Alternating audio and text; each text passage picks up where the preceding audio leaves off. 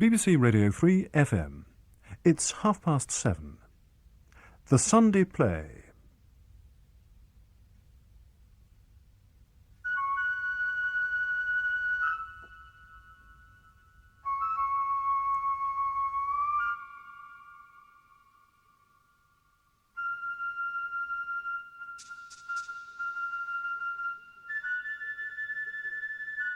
The Birds by Aristophanes. Aristophanes, the greatest representative of ancient Greek comedy, was born around 450 BC. Out of some 40 comedies he wrote, 11 survive in their entirety. They all share some common characteristics: witty dialogue, good-humoured yet biting satire, ingenious flights of fancy, licentious frankness, and choruses of great lyrical simplicity and charm. He was in his mid-30s when he wrote his comic fantasy, The Birds. The play was presented at the great Dionysia Festival in Athens in March 414 BC, just over 2,400 years ago, and was awarded the second prize. The version we're broadcasting this evening was newly translated and adapted by Martyn Wade. The music is by Christos Pittas. With Norman Rodway, Sam Kelly, Aubrey Woods, Martyn Hill, and Elizabeth Mansfield. The Birds. A rocky wasteland some distance from Athens. Two Athenians are lost and have stopped to get their bearings. Each has a rucksack on his back containing pots and pans, and carries a bird on his arm. Plausible, a crow, and Hopeful, a jackdaw.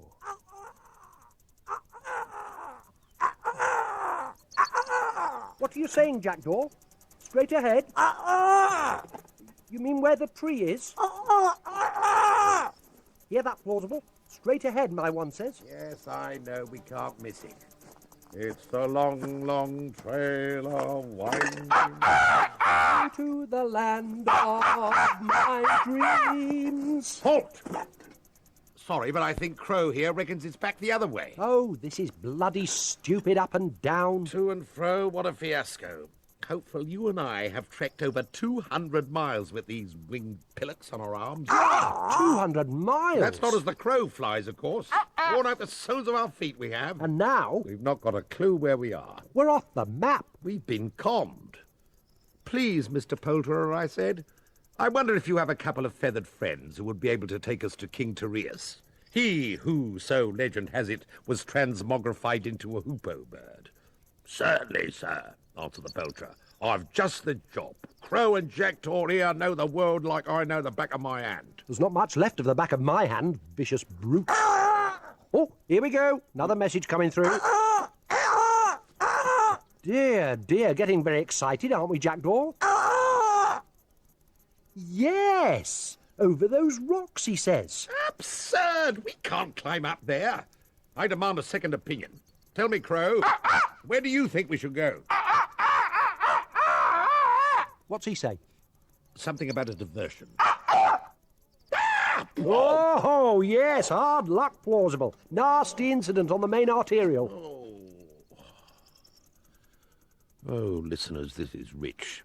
Strictly for the birds we are, and we can't find the one we're looking for.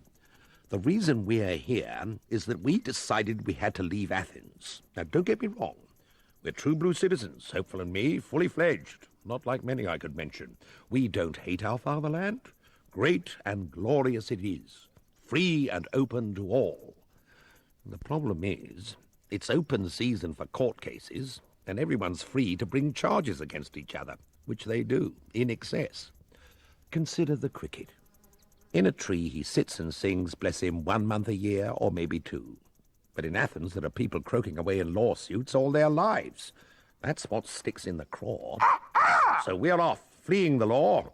While foreigners are queuing up to get in, we've flown the nest, flapping our tiny feet, and wending our way hither. And thither. But whither? Bearing the customary colonial chattels. Pots, woks, pans, billy cans. Wandering in search of a city that has no litigation and plenty of peace of mind. Our initial task is to find Tereus the Hoopoe. We want to ask him, you see, if he's ever flown to such a place. Excuse me, please. Look, Hopeful. Crows gaping up at that cliff. Maybe we've arrived. Maybe the Hoopoe lives inside. Knock on the rock, will you, Hopeful, and see what drops out. Oh.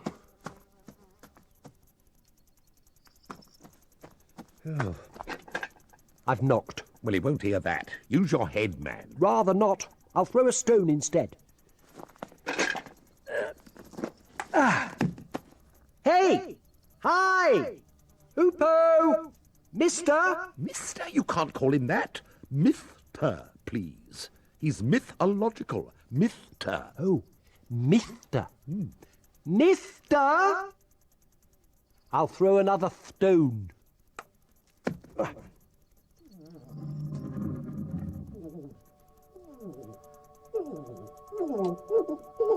Who's shouting? Who wants my master? There. 2 stones, 1 bird. God have mercy. What a bird. What a gob. Whoa! What a noise. Look! Help!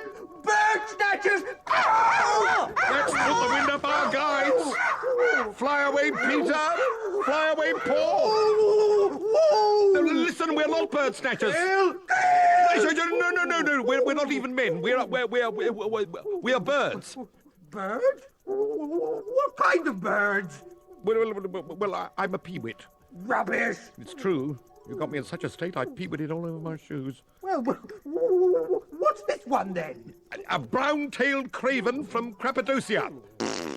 And who are you? For heaven's sake. I'm a serving bird. My master Tereus, when he was transformed into a hoopoe, asked if I could be a bird too and continue in his service. A bird needs another bird to do for him, does he? Tereus does. Old habits die hard. So, if he says he wants some sardines, I fly off to Sardinia and fetch him a dish. Soup, he says. Off I go with my pan and ladle. Regular carrier pigeon, aren't you? Look, carry this message into your master, please. Tell him Hopeful and Plausible are here and they'd like to see him. No, can't. Not now. He's been munching myrtle berries and midges, and he's been sleeping them off. Then wake him up. It's urgent. Go on. Wait here, please. What a pathetic show. What was? You getting into such a flap and letting go of your crows. So, you chucked your jackdaw? I didn't. It migrated. Ah. Hello! Fling wide the foliation, and let me issue forth. I'm coming.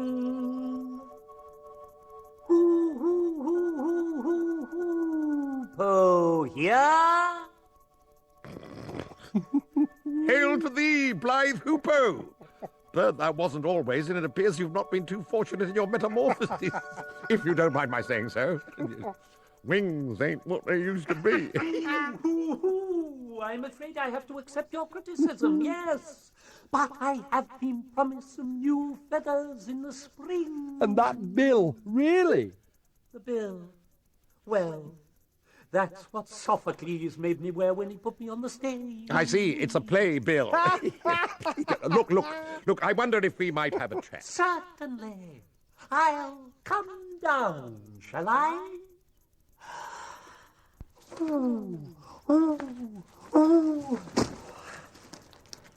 So, you're Tereus, or were, and now you're a dodo. Hoopoe. And who are you?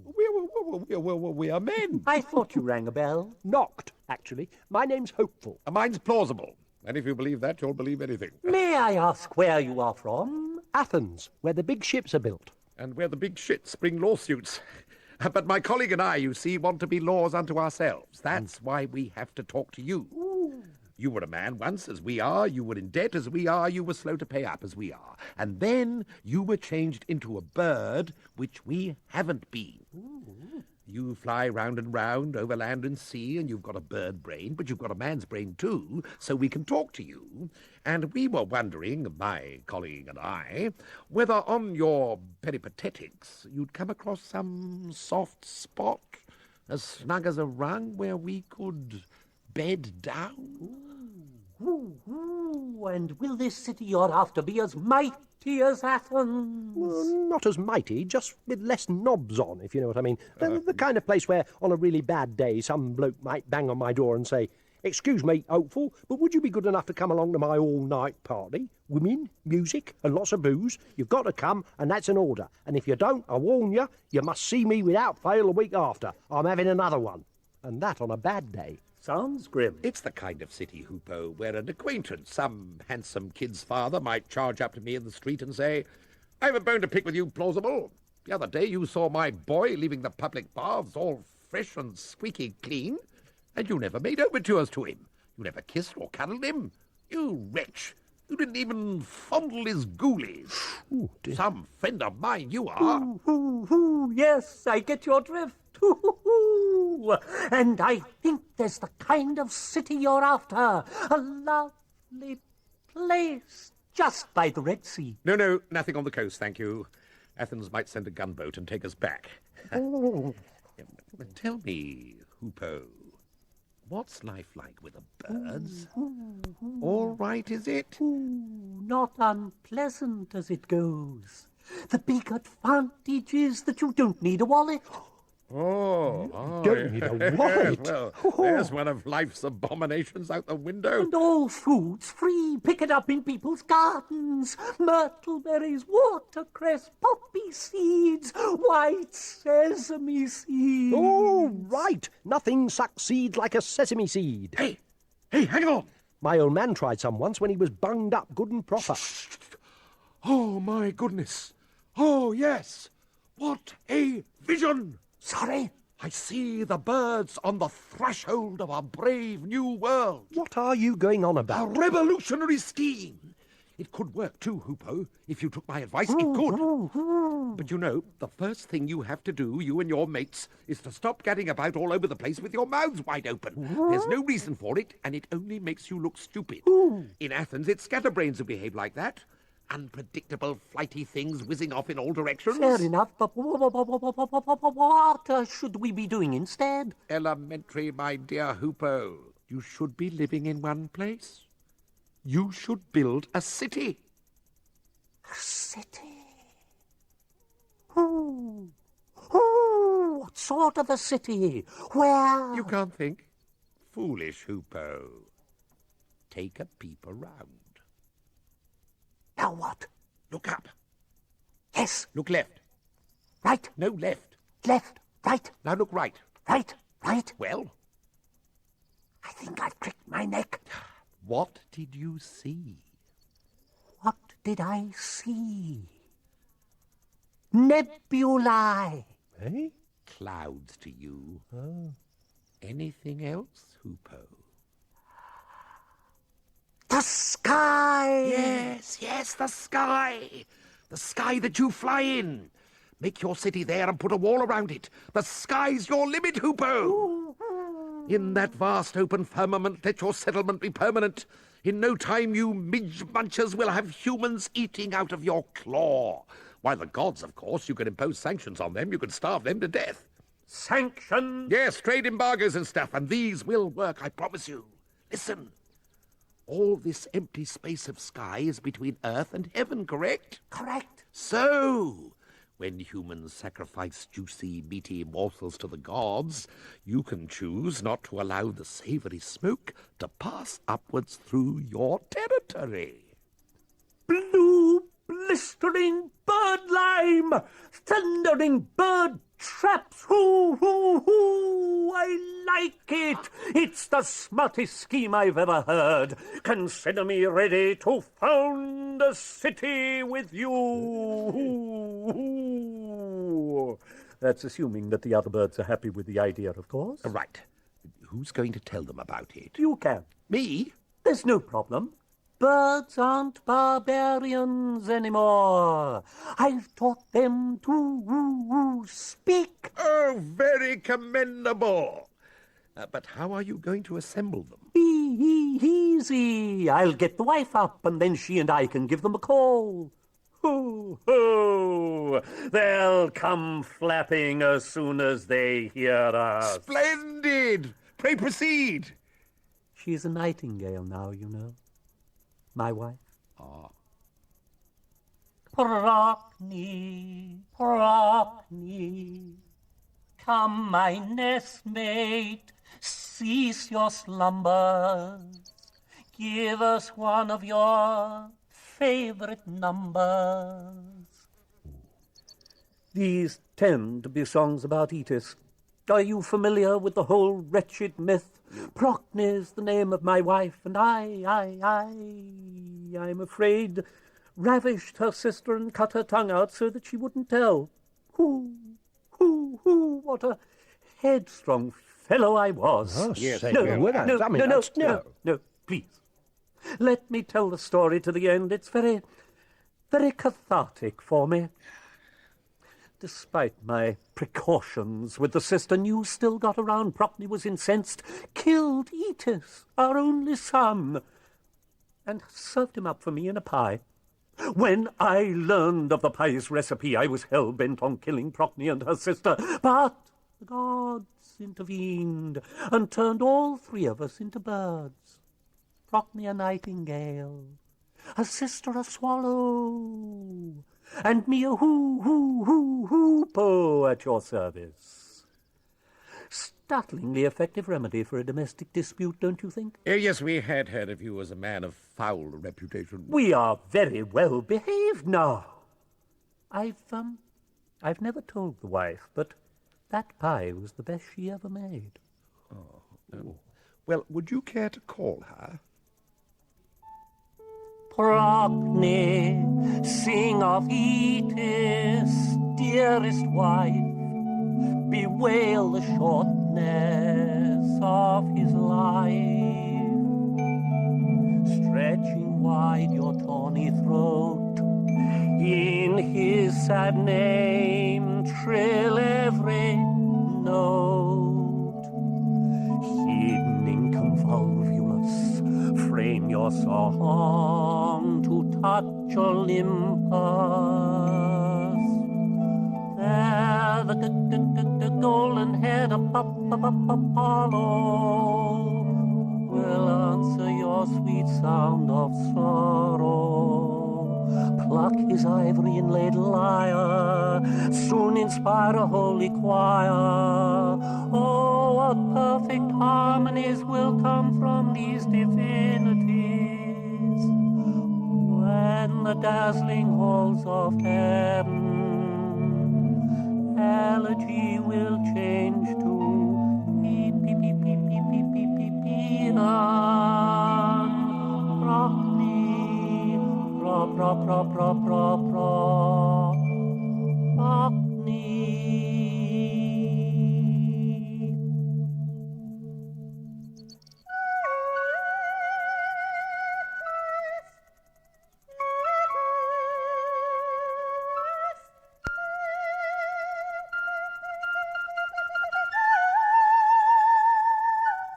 What a lovely sound. Its honeyed sweetness is quite pervasive.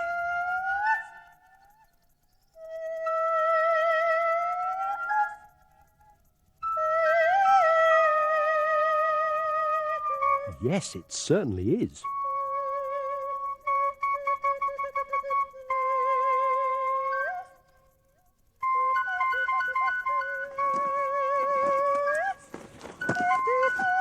Here she comes. God almighty hopeful, but she's a beautiful little birdie, isn't she? Oh. So white and sweet and tender. I think I'll go and give her a kiss. A kiss? You can't do that. She's got a beak on her like a pair of skis. Fool, it's detachable, that is. Peel it away and taste the fruit. Yes, what a darling she is. I'd happily slip between her downy feathers. Shh, shh. Hoopoe's ready for his bird call. Hoo, hoo, hoo, hoo, hoo, hoo, hoo, boo, boo, boo, boo, boo, boo, boo. I call first all land birds, whose feathers are my type. The myriad tribes who follow the plough, ow, ow,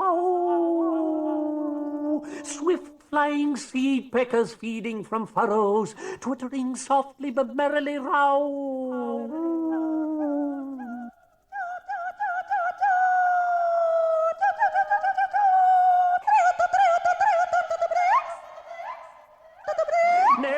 I summon you, marsh fowl who dwell in the hollows, and slap up the gnats with their menacing hum,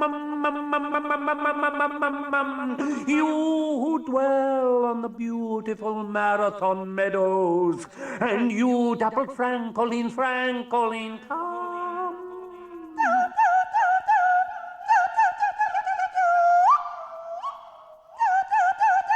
Last I call to the great flocks that fly with the nightingale over the swell of the silvery sea.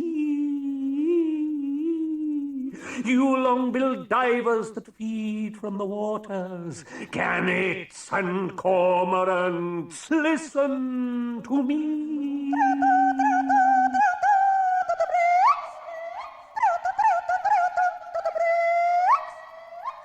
Let there be a flock together. Come, birds of every feather.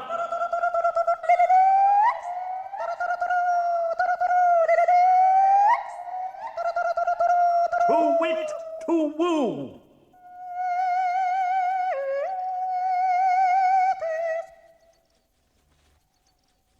Seen any delegates? Not a dicky bird. I think we're the dicks, and our Hoopoe friend, he's a complete amateur. He for nothing. Wait. Something's coming. Good God, what is it? Hoopoe, you should know. Ah, now that's not a common or garden bird. It's a marshy creature. A flamingo. Pretty flamingo with feathers of flame. I suppose it's the feathers that give it its name. Look, another bird. Not so loud. You better stand to one side. They're bound to be nervous. Here comes another. The cockerel, you know, is Persian in origin. Persian? He's come a long way in a short time. He ran, did he? No. Went by cock horse. Oh, you sure? Cocksure. Now, what about this crested creature? It looks a bit like Hoopoe. Is there more than one of you, Hoopoe? He's my understudy, you might say. Oh, this is a colourful sight. There was a chap I knew in Athens who was the turkey gobbler. Ate 3 in a week. I wonder why so many birds have crests. Well, hopefully it's to show that they're from noble families. Oh, look! A whole cloud of them. They're blocking up the sky. And the airways. The birds are coming. The birds are coming. There's a partridge. And there's a francolin. There's a widgeon.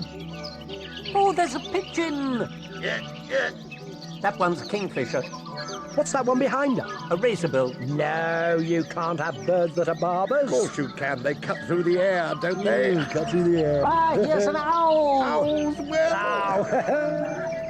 Jay, turtle dove, rock dove, lark, woodpecker, reed warbler, wheatear, falcon, hawk, cuckoo, redshank, wren, moorhen, kestrel, grebe, waxwing, vulture.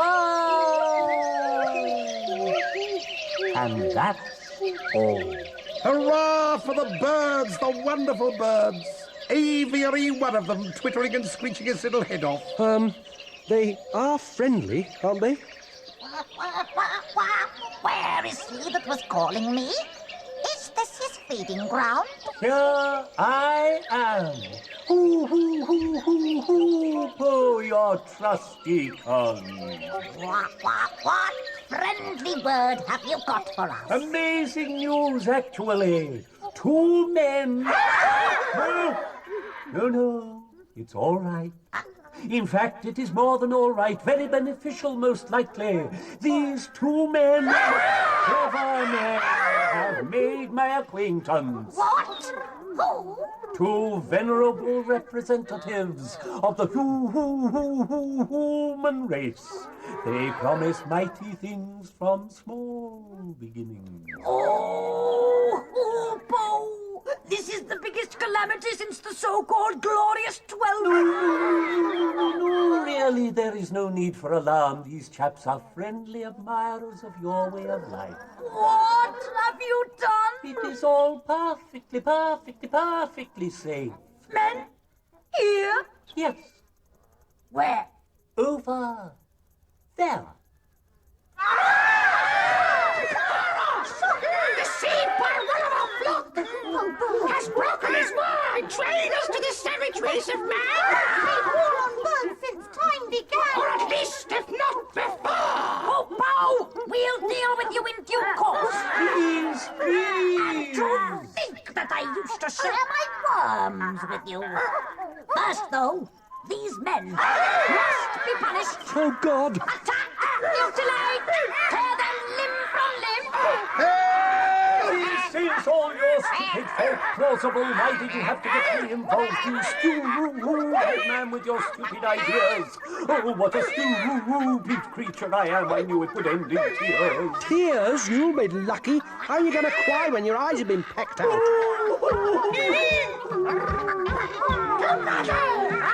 Join wings! Now in a ring! Approach! Scratch them and eat them! They'll die either here or on foreign soil! No sanctuary, no society royal been set up for the protection of men. Action stations! Prepare to pinch and peck! Advance! On the double! Bring up the right flank! Where's the wing commander? Well, what are we going to do? Hopeful, we are going to hold our ground, old chap. What? Why? Because they've got us surrounded and there's nowhere to go. That's why. Quick, let's unpack our rucksacks. Oh, just time for a snack, is there? Well, our goose is cooked, I suppose. Here we are. For a shield, one large pot. For a defence against the birds of prey, shove that spit in the ground in front of us. And to protect our eyes, a pair of saucers each. Very clever. Yes, I give myself full marks for tactics and operational skills. I shall be in charge of the Athenian army. Get ready to attack the enemy! Stiffen the scapulars! Present beaks! Pound the charge! I think we're getting the birds. Strike and smite them! Tear them! Skin them! Stop, you awful foul! These people never did you any harm.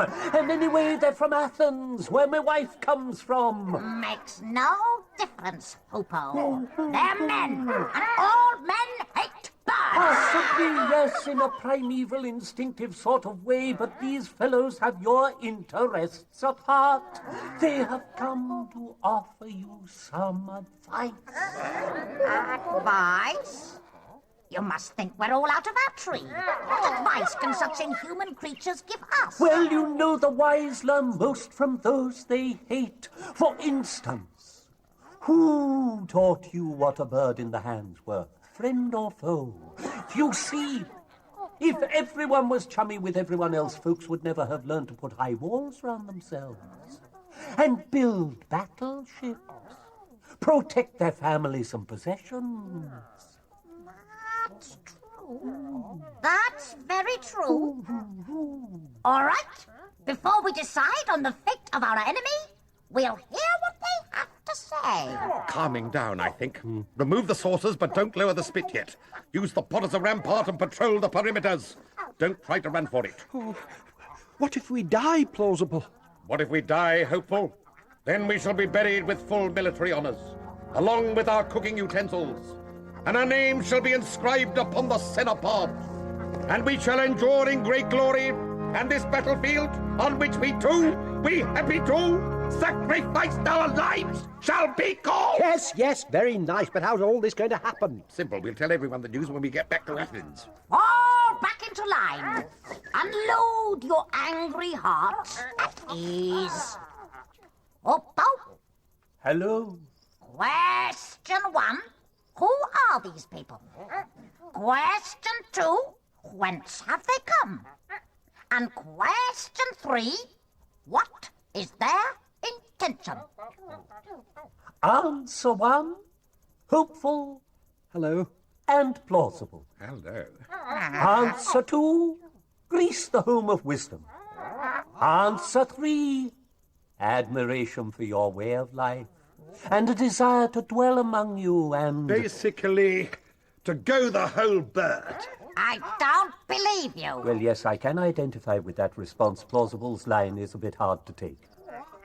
What does he hope to achieve by being with us? Exactly. Who stands to win, Hoopoe? The birds do, if you will pardon the expression. Plausible promises such things as pass a bird's understanding. Manifold gifts, new treasures of countless price. In fact, he says, the beak shall inherit the earth. If he's saying all that, he should be put away. Yes, but actually, he's quite the smartest fellow I've met. Brains! This man's got nothing else. He is one large, teeming mass of grey matter. He is as cunning as a fox. Sorry! As determined as vermin and as quick as... A prick. He's an old lag, a chancer. Oh, well. You'd better ask him to start talking, then. Come on. Your endorsements made me all of a flutter. Plausible, pull down the barricades, please. Put your armory back in the kit bags and give these birds your speech. No. No? No, by Apollo, not unless they swear a solemn oath. The sort that weedy bridegrooms get their strapping brides to make. They must promise by their troth that they shall not bite me, neither by day nor by night, nor shall they squeeze my bollocks, nor pull my hair, nor scratch my, Bum? No, I can manage that myself. Scratch my eyes out. So help them God. We'll swear on one condition. That the birds of Aristophanes will be judged by a unanimous vote to be top comic drama of the year. That's no problem. But if we break our word... Then the play will still win, but by a narrow majority. Right, agreed. Hello, birds.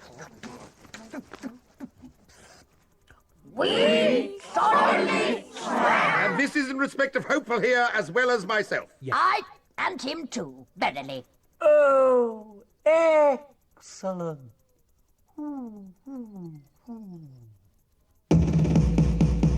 Special proclamation to all members of the bird-like infantry. Hostilities are ceased as from now. I'll put written confirmation on the notice board. Oh, humans! A remarkable thing is our humankind. As bent as a corkscrew, I generally find. But if, ancient Greek, you've a scheme with no catch, something too clever for bird brains to hatch. For the nations of Hela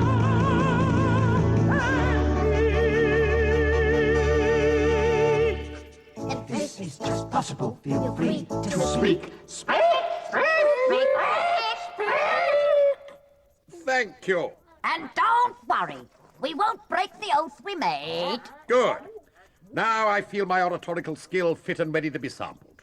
Its ingredients have been carefully selected and prepared in my head, and the end result, time to perfection, is about to be brought out.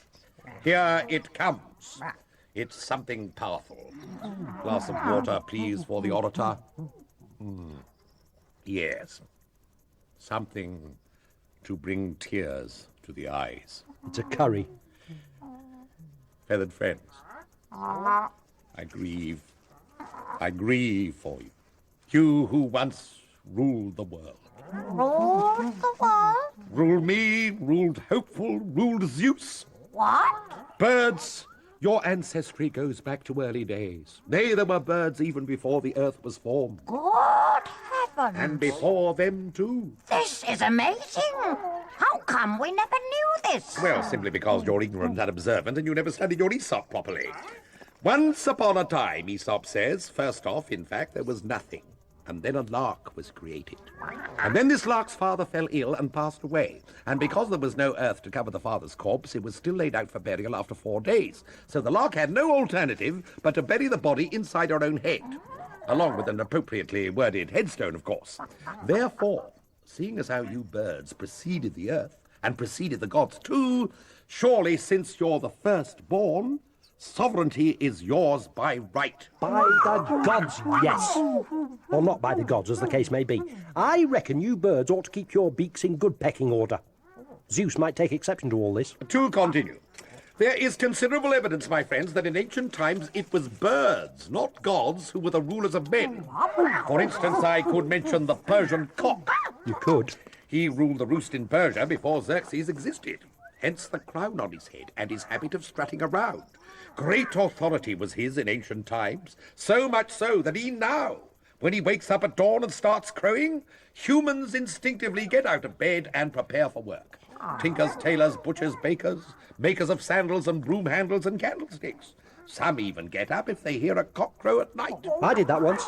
Lost my best coat as a result. Yeah, that's very interesting. Now, It was like this. I'd been invited to a christening. And as it happened, I'd already had a few quick bevies beforehand, so when I got to the place, I had a kip.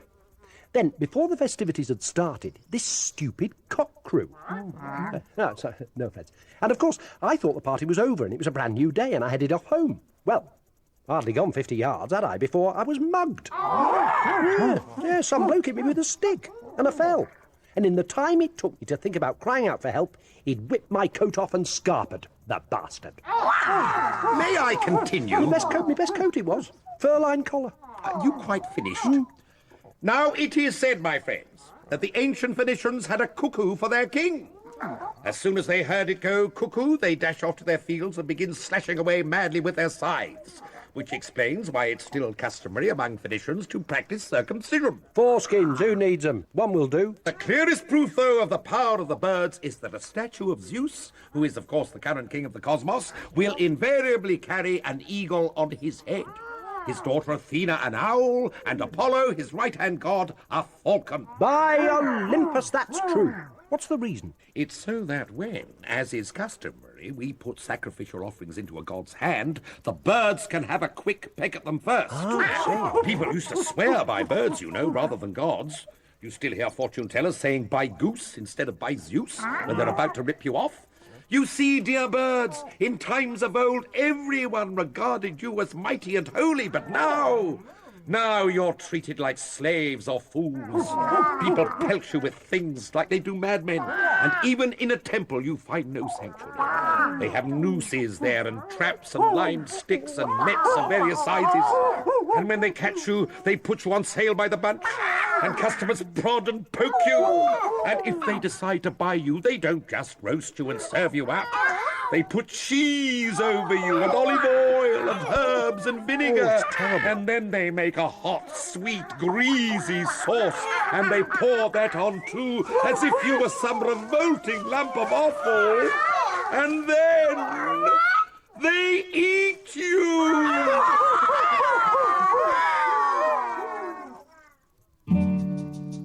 This tale you've told us, it's really too bad.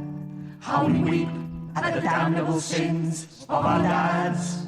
They inherited power and held sovereign sway, yet they squandered it, leaving us sweet FA. But what luck, here's a fellow with a scheme to deliver us. Under the Plausible's wings, every thought will be prosperous. Under Plausible's wings, every thought will be prosperous. Tell us what we have to do. Life doesn't seem worth living now, unless we have our sovereignty back. Well, the first thing is to create a united bird kingdom.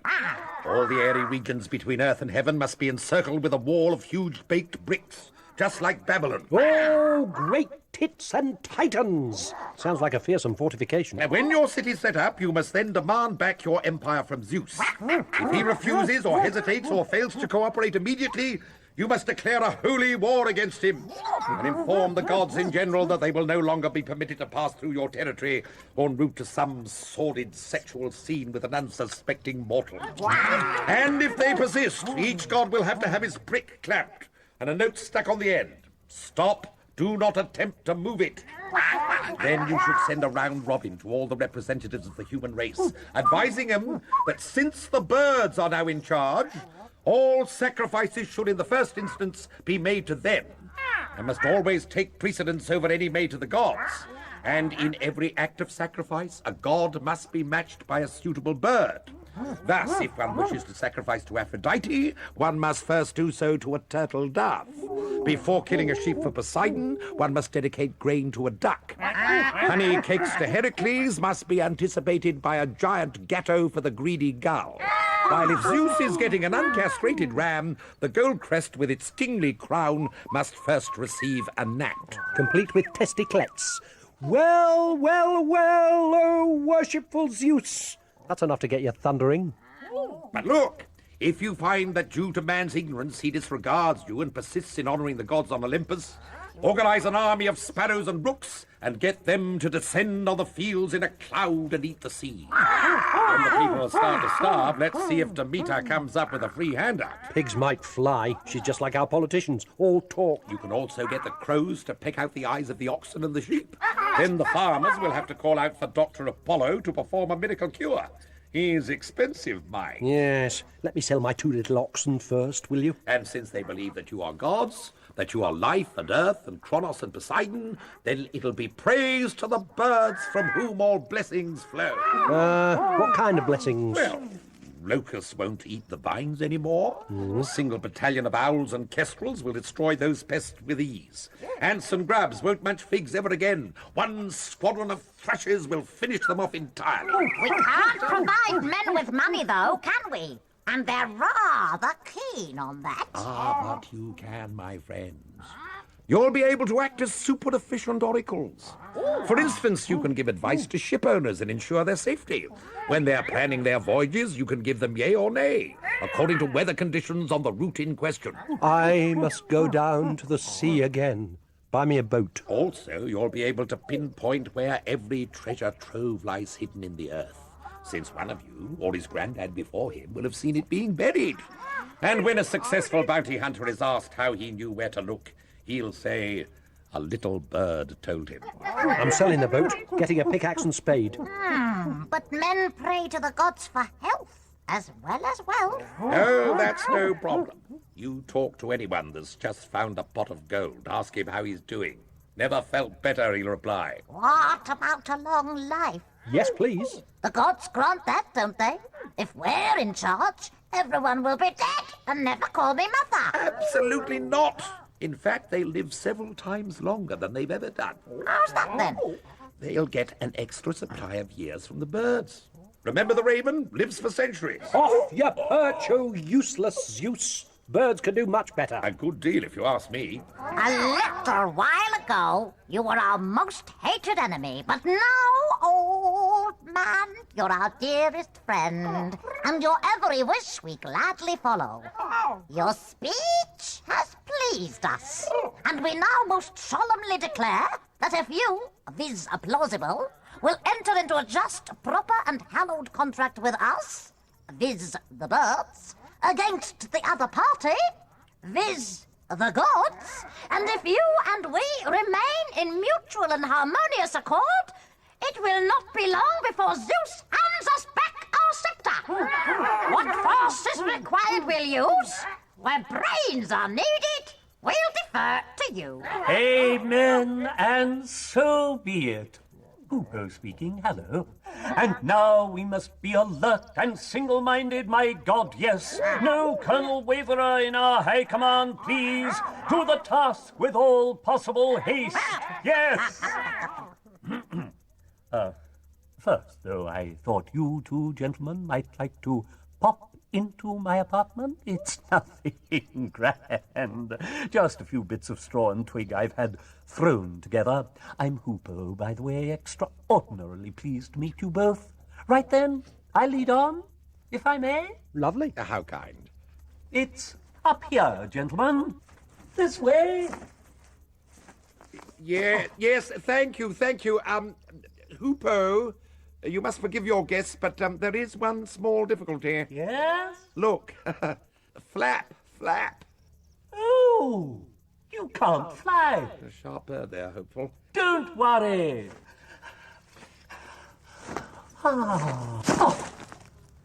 Eat this root.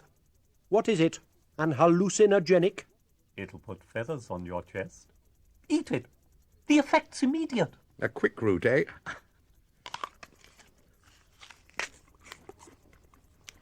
Well? Well? What's up? That's been the funniest. You look like a half-plucked goose. Yeah, well, take a gander at yourself, mate.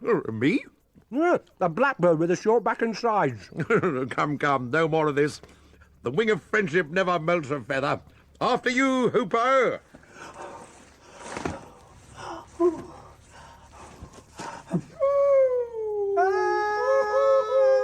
Left wing, right wing. Rock me, darling. We have guests.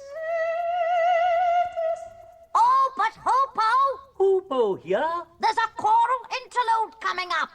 Couldn't your dear wife stay and help us with it? By all means. In we go, gentlemen. I'll be mother.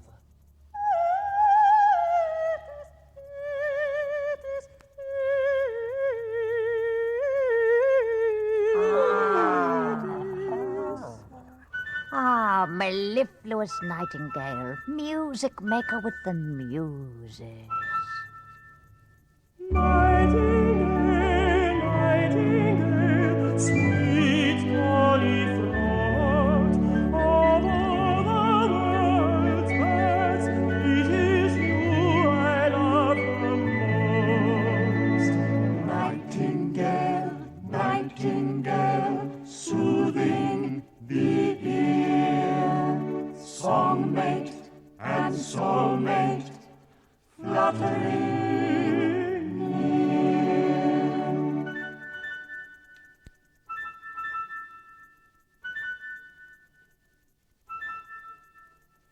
Nightingale, nightingale, song of Marie, play us your flute notes in an anthem of spring.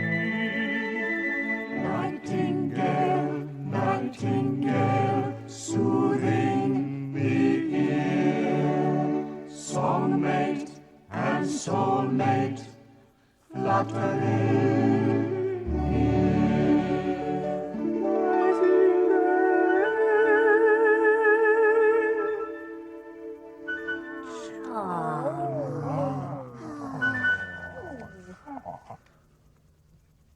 Humans, come now. You people who live in the gloom out there, who flourish briefly and fade like the leaves of the forest. You feeble things, creatures of clay, shadowy, fleeting, wingless, ephemeral, as if from a dream. You wretched mortals, listen to us, the undying, immortal, ethereal, ageless, whose judgment is unchangeable. Listen and learn the truth about the universe, the nature of birds, the creation of the gods, of the rivers, of Erebus and chaos. And when you have learned it all, you can tell those university professors of yours to stuff their crackpot theories. In the beginning there was night, and black Erebus and vasty Tartarus. There was no earth, no sky, no heaven. Then, in the infinite womb of black-winged Erebus, night brought forth by miraculous conception the very first egg, from which, in due season, Eros was born. Eros, the desirable, glittering with golden feathers, as fast as a whirlwind. And Eros, entwining in vasty Tartarus with black fluttering chaos, begot our race, and led us up to the light. Nor was there any immortal god until Eros effected this cosmic coition. Then, with all the parts and particles intermingling, the heavens, the seas, and the earth were created, along with the blessed divinities. Thus it is that we are older by far than the immortals, and indeed there is ample proof that we are sprung from Eros. We fly as he does. We too give help to lovers. Many a beautiful young boy has rejected a man's advances, only in the end to lie down and submit, persuaded by the offer of a succulent quail, perhaps, or a moorhen, or a goose, or a cockerel. All man's greatest blessings derive from the birds. We tell them when each season has come. As soon as the crane croaks its way to Africa, it's time for the farmer to sow the seed, and for the mariner to hang up his rudder and catch up on some sleep, and for the thief to wrap up well before he goes out to take the coat off your back, and wrap up even better. Then the kite arrives, and with him a new season when the sheep's fleece is sheared. The swallow appears next. Sell your overcoat now if it's not been stolen, and buy something cool. We are also your oracles.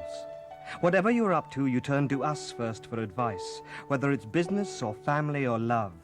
If you're looking to predict the future, we are excellent birds of omen. See a stork, and you can be sure there's a happy event on the way. See a magpie sitting on his own. Bad luck. Take us for your gods and your prophets, your muses. We're birds for all seasons, and we won't be like Zeus's. No putting on airs stuck up there in Olympus. We, feathered friends, fly low. We'll help when you need us.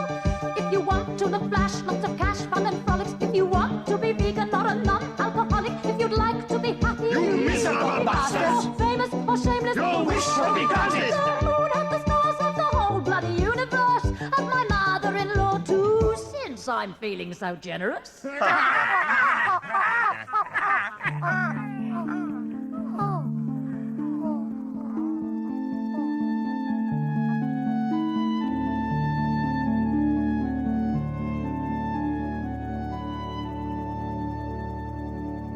My muse is a woodland muse.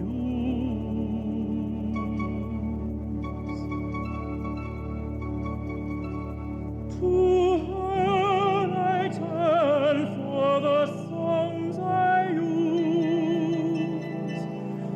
On the mountain top in valleys, sat upon the thick-leaved ash tree. I open up my beak and raise a modulating hymn of praise to the great God Pan. And then another more solemn now to the mountain mother.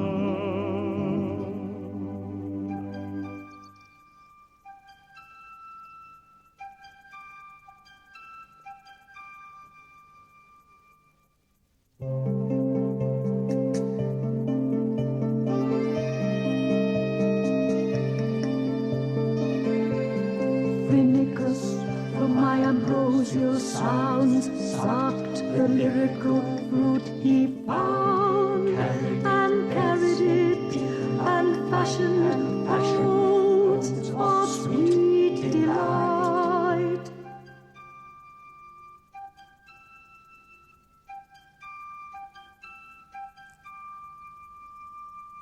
If there's anyone listening who'd like to join us birds in our life of pleasure, welcome. Listen, what's frowned on by Athenian law and custom, we heartily endorse. In Athens, thou shalt not strike thy father. In Birdland, we think it's marvellous when a bantam fighter struts up to his pater and says, "Right cock, put your spurs up." We countenance all kinds of foul play. Inside a tealing, sex with a minor bird, grievous bodily harm, to the fly-by-night, come on down, welcome.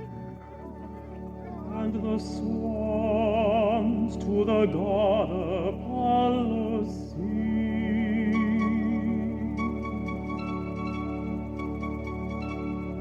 Mix with the beating of their wings, a trumpet blast, a clamor rockers,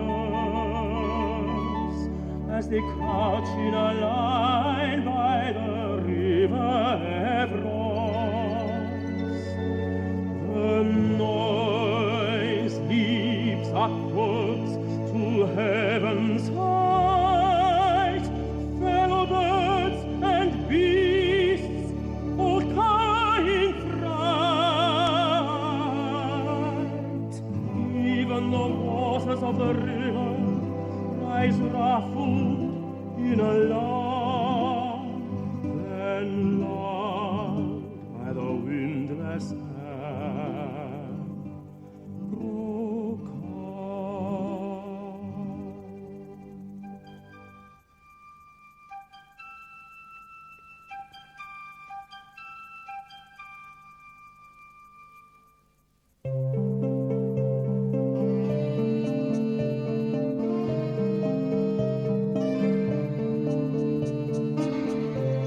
Olympus resounds to the clarion call.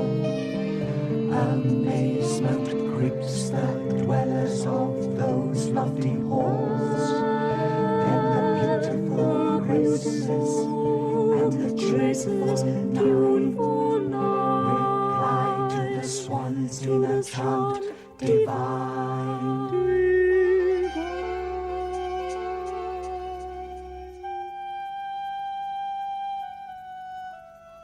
Feathers are best. You too, dear listeners, would find them terribly useful. Imagine you're at a drama festival. Not hard to do. You're plonked out there listening to some tedious, tragic chorus, and you're feeling hungry and bored. That's not hard to imagine either. Now, if you had wings, you could rise up out of the theatre, go home, have a leisurely lunch, and be back in time for the comedy. Likewise, if you were suffering agonies in the rear stalls, sitting on a rather desperate situation, there'd be no need to blot your copybook. You could fly off and squat behind a tree, or in the tree if you prefer, and come back in a moment feeling so much more relaxed now, thank you. Then again, if you were having an affair with a councillor's wife and you happened to see the fellow sitting in the front row of the theatre, you could take wing, fly off to the councillor's house and in through the ladies' bedroom window, demand your extramaritals and return to your seat for the play's final lines and the big ovation. What a performance! You tell the councillor after the show. Great climax! That was all very nice, and now we're back. What's next? Well, we must give this city we're planning a name. A big name which sounds impressive. After that, we'll have to have an inauguration ceremony. Agreed. Right, now then, what's this name going to be? Something bird-like, of course. I know. Finchley. Something redolent, too, perhaps, of the sky and the vast ethereal regions. Something airified. Ah, I think I've got it. How do you like Nebulo-Cuckoopolis? Nebulo? Nebulo? Cuckoo? Cuckoo? Opolis. Opolis. Cuckoopolis. Nebulo-Cuckoopolis. Nebulo-Cuckoopolis. Nebulo-Cuckoopolis. Nebulo-Cuckoopolis.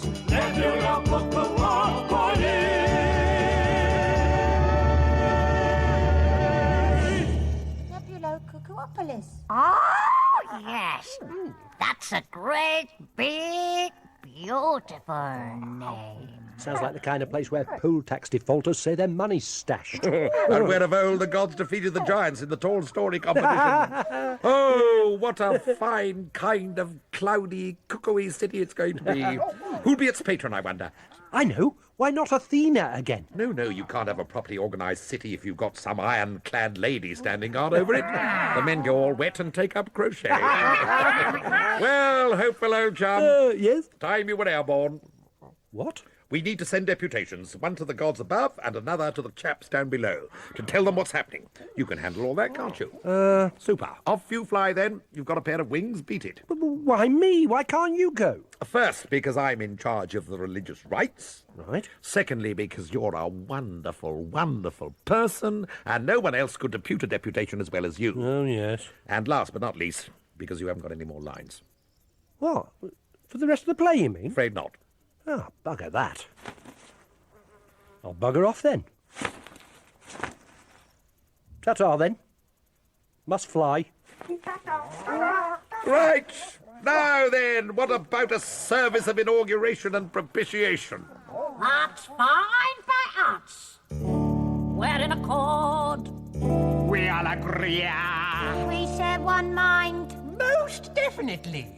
A big show's needed in the sex. No birds are gods. We want the works. Absolutely. I'll go and find a priest. Kyrie-eleison, Kyrie-eleison, Kyrie-eleison. A sacrifice, a big procession, bells and bands, and intercession. Glory to us in the highest, and peace to all the people below. Let us be praised, let us be magnified, let us be. Hang on! You shouldn't have started yet! Here's a priest. Holy, holy, holy. Here's a goat. So, without any further delay... Let us pray. Splendid. To the new gods, remember? Yes, all it is meet and right so to do. Almighty birds, authors and givers of all good things, very gods of very gods, from whom no secrets are hid, except the sacrifice, we beseech thee. Look with kindness upon Nebulocucopolis, this our city, guarded, protected, and granted power and prosperity from this day forth. We ask this in the name of the hawk, and of the stork, and of the holy kite. Amen. Coagulation. And of the swan that sitteth upon the still waters, and of the corncrake, which discovereth the thick bushes. Amen. And of the linnet, into whose mandibles do I put my trust. And of the chaffinch and his little friend, Amen. For whom let a bird bath be set up in the back garden, and of the great ostrich. Amen. Hail ostrich, mother of baby ostriches. Amen. Ostriculations. And also in the name of the bird saints, and those birds now awaiting canonization. Some moorhen, some woodpecker, some pelican, the blessed heron, the blessed gannet. Amen. The blessed blackhat. Stop! The blessed tit. Blessed tit indeed. That's enough blessed birds. Oh. How do you think our one little goat is going to go round all that lot? Anyway, the holy kite will have removed the beast before the rest have a look in.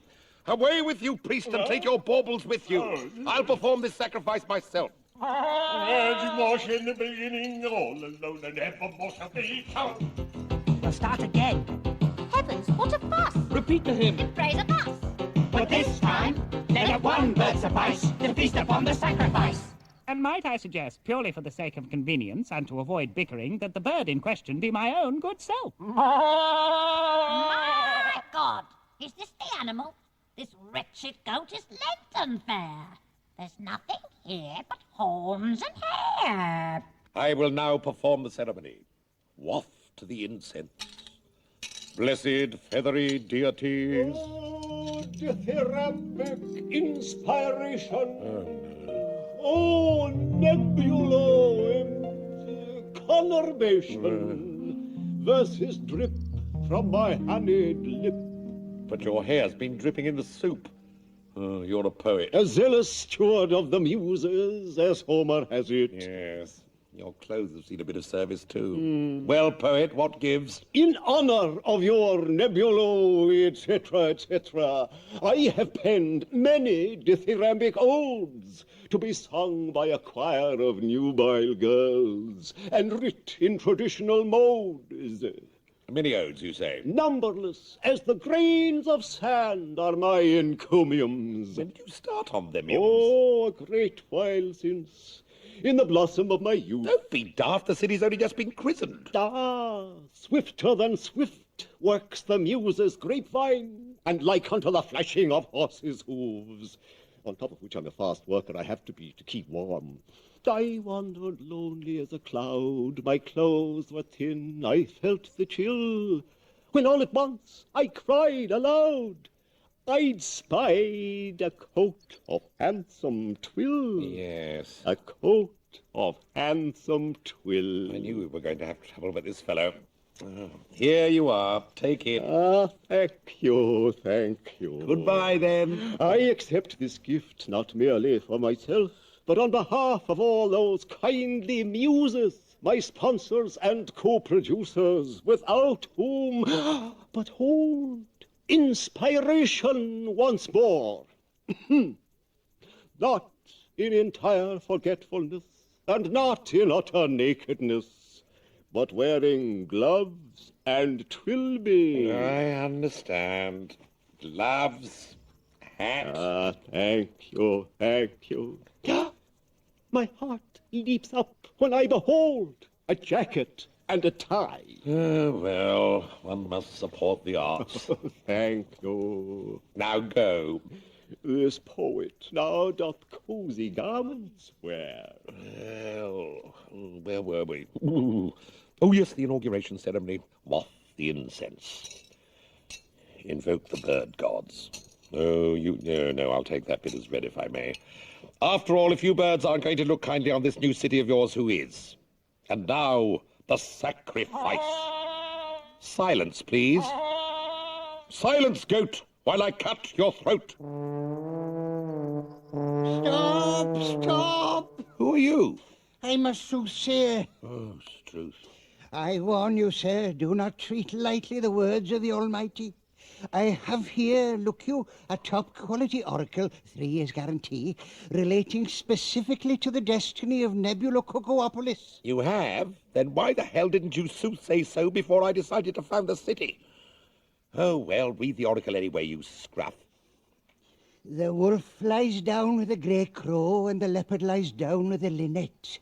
They have a vineyard planted before Edom and Bosra. Hang on. A vineyard? The oracle uses similitudes, O ancient of days. Edom is the earth, and Bosra is the heavens. Ah, I see. The vineyard's our city. Pray proceed. Howl, ye ships of Tarshish! That which the palmer worm hath left, hath the locust eaten. No, you've lost me there, I'm afraid. How beautiful upon the mountains are the feet of him that bringeth good tidings, though his feet be sore and sorely in need of a stout pair of shoes. Stout shoes? Are they in the oracle? Look at the book. 'Tis passing strange, you know. This oracle's very different from the one I've got. My one says, the prophet prophesieth falsely, and hath multiplied many deceits, and hath invited himself to the sacrifice, hoping thereby to partake of the choice morsels, and also he doth covet my shoes, which therefore he shall verily try out for stoutness, when I do kick him betwixt his Edom and his Bosra. Oh, sacrilege! You made your oracle up. I did not look at the book. Here! Oh, this hurteth. Now pisseth off and soothsayeth elsewhere. Oh, is there no balm in Gilead? Hello, Plausible. Super to see you. God, who's this? Who hies himself hither, driven by what inkling of a notion? What motive moves his buckskin boots? I want to survey this new property of yours. Section it into acres. Who are you? Who am I? I'm Meaton, of course. Astronomer and town planner, horologer, surveyor, civil engineer, and architect. And no carbuncles here, thank you.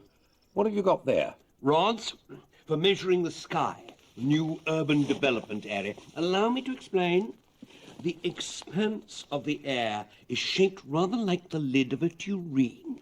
So I place this rod up here in an arc, and then I take a compass. After that, I take another rod thus and measure it in a straight line thus. And now you see I've squared the circle. And they said it couldn't be done. Well, there you go. Now, in the middle of the planned site, I tell you, the prices will be sky high. You have your shopping mall, which includes major retail stores and fast food outlets. And then you have all your main routes leading off from it, just like rays of light flashing out from the sun in all directions. Absolutely incredible.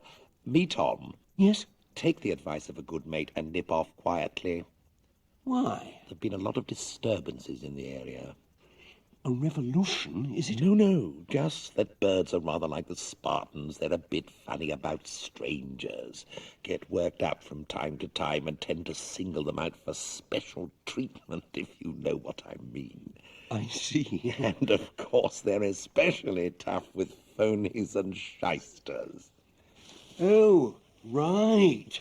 Well, I'll just pack up my equipment. Hey, you better hurry. I can see a spot of bother right now. Can you? Where? Very close it is. Not sure you'll get away in time. Ow! You didn't make it. Hard luck. Yom! Reprobate! Away, me, Tom. Use your rods to measure your bruises. Well, then, I'm here. Where's the welcoming party? Hello, who's this big shot? I am the commissioner for Nebulocucoopolis, sent from Athens to observe the progress of this new colony and report back to the Foreign Office in a 5-page memo. A commissioner? Who commissioned you? I picked the short straw, blow it. Effing nuisance. I've got some high-level negotiations in progress back home. I see, so you'd rather like to pick up your fee, turn round and be on your way. Without doing anything, you mean? Yes. Capital idea. Right, here's your fee. What the blazes you doing, man? Giving you a high-level boot, you diplomatic illness. Ah! Attacking a commissioner, I'll have you know, is an extremely grave offence. Oh, shut up and ship out. You'll be punished for this. I'll see you're punished for this. Appalling. Sending someone like him round before we perform the inauguration ceremony. Now then, where was I? Section 5, paragraph 3. Spare me. Concerning the system of weights and measures to be employed by the citizens of Nebulocucoopolis and the question of monetary union. Oh, God, the quality of the reading matter that comes into this place. No, don't tell me. You're from the Solicitor General's office and you've come to sell me a constitution for the new city. Correct. You've hit the nail right on the head. Yes, of course, it's not just nails I hit. Oh! Now push off, please. Go on one of your nice long constitutionals. Otherwise, I'll take these laws here into my own hands and shove them down your throat. You're mad! Mad! Plausible. You again? We still haven't got the welcoming party. I'm charging you with assault. Oh, listen to this, you wretched man. Oh. Section 9, paragraph 15. One law we need is against people like you. If any citizen of Nebulocucoopolis commits an act of violence upon a member of the Solicitor General's office... I'll have you, Plausible. Promises. You'll pay for this. Oh, I have to pay. How much do you charge? And if any citizen should flout these new statutes... But this is birdland, my friend. Statutes tend to get shat on. Oh. Mr. Commissioner, sir. Yes? Just stand there, will you? What? And Mr. Solicitor? Yes? Just there? Here? Perfect. I think I know what the two of you should do about your respective difficulties. What? What? Put your heads together. Let me help. Oh! Now go. What? What? Go. We're going. Oh, yes, never fear, we're going. Here, little Angoran. To avoid further interruptions, I shall take you up to Hoopoe's apartment and perform the sacred rite in peace.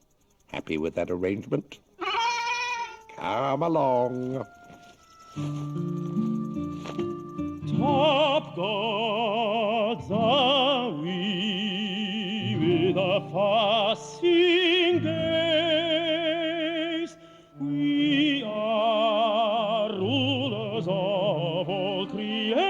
creation. To us mankind gives his sacrifice and offers his supplication. On diligent wings we patrol our domain and protect each fertile field from the insect foes in their hateful swarms that try to consume its yield. The pests that with ravening jaws wage war on the ripening grain of the wheat, and those that take from the fruit of the tree, all these in our zeal we eat.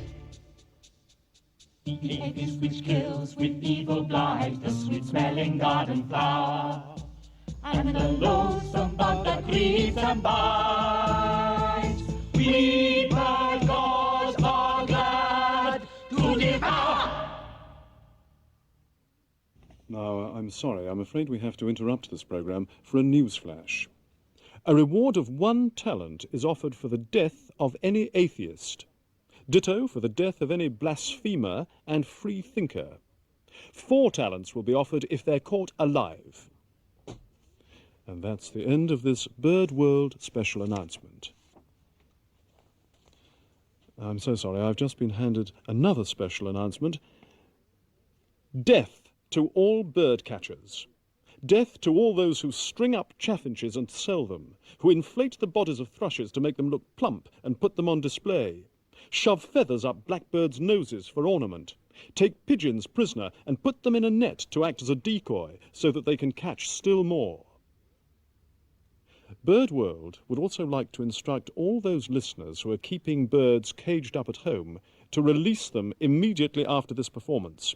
Those who fail to comply will be arrested by the birds, tied up and put in a net and used as decoys to catch their accomplices.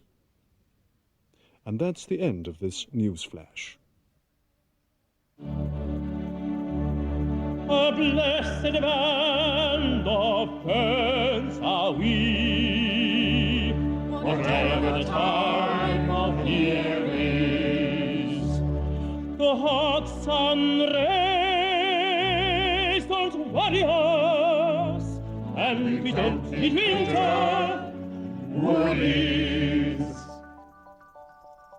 In the summer's height, to the leafy lap of the meadows we all retreat, where the manic cicada sings his piercing tune, inspired by the noonday heat. When winter is here, we say farewell to the fields, and escape the biting chill.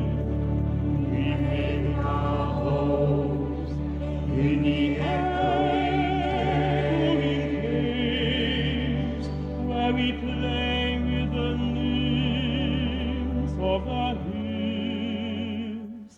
Then spring sends her greetings, and with eager heart each bird to the gardens races. We feed on the myrtle pure and white, and the gifts of the generous graces. A word now with the panel of drama judges, if I may. I want to talk about all the wonderful presents we're going to shower on them, all of them, if they award our play first prize. I tell you, these bribes are better than anything Paris was offered at that beauty competition. Several gift vouchers, some signet rings, and dozens of pretty girls, guaranteed to make you feel quite ornithological.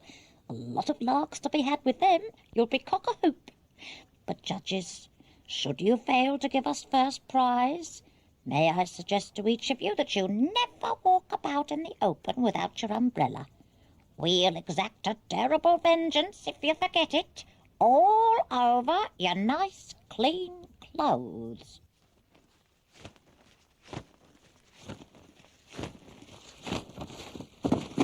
Well, birds, the ceremony went splendidly. I do find it a little surprising, though, that there hasn't been any news yet of how they're getting on with the city wall. Ah, but here comes the messenger now, right on cue. It's a puffin. Who is our leader? Here? Oh, your wall's built. Excellent. Oh, it's a grand wall. A magnificent wall. Wide enough on top for a dual carriageway, along with a wooden horse of Troy to pull each carriage. You amaze me. Oh, not only that, but it's 600 feet high. Good heavens. Measured it myself. How is it possible to make a wall that big? The birds did it. Managed it all on their own. No Egyptian bricklayers to help them. No foreign masons or carpenters. It were incredible. 30,000 cranes come over from Libya, each with a foundation stone lodged in its craw. And then the rasping corncrakes filed the stones into shape with their beaks. 10,000 storks carried the bricks up to the sky, and the plovers and other river fowl brought the water up. What about the mortar? Herons brought it.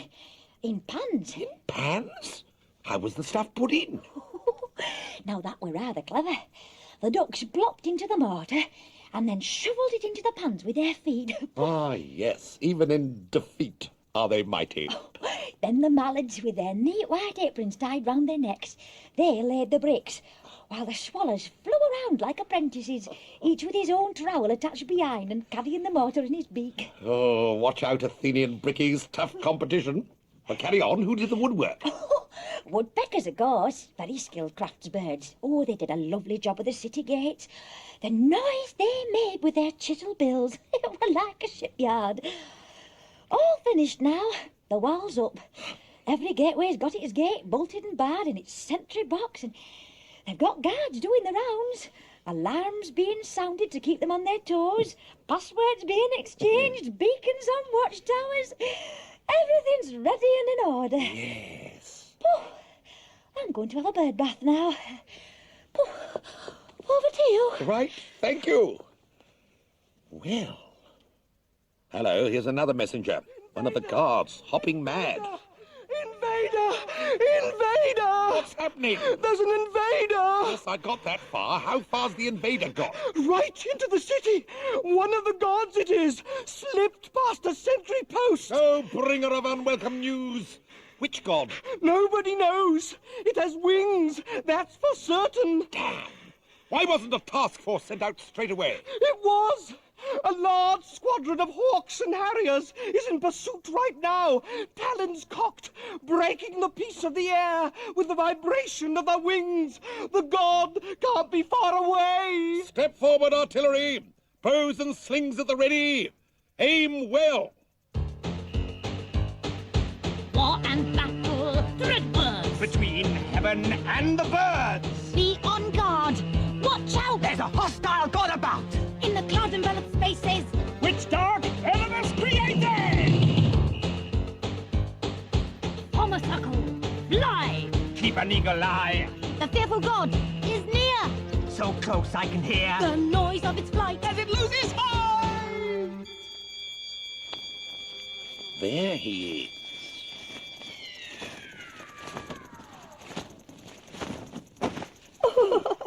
Oh, she is. Hey, stop, stop, stop. Stay where you are. Calm down. Keep still. Who are you? Where are you from? Well?